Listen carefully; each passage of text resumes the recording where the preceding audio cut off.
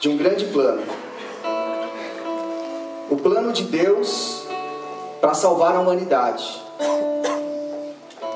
E esse plano, ele começou no ventre de uma mulher virgem. E esse plano de Deus foi algo tão maravilhoso, tão grandioso, que quando esse menino nasceu, anjos o adoraram, pastores vieram adorá-lo, e foi um dia tão glorioso, que eu creio que os céus fizeram festa. E assim como os anjos o adoraram, nós gostaríamos de convidá-los a adorar o Senhor junto conosco. Louvemos o Senhor. Glória a Deus, aleluia.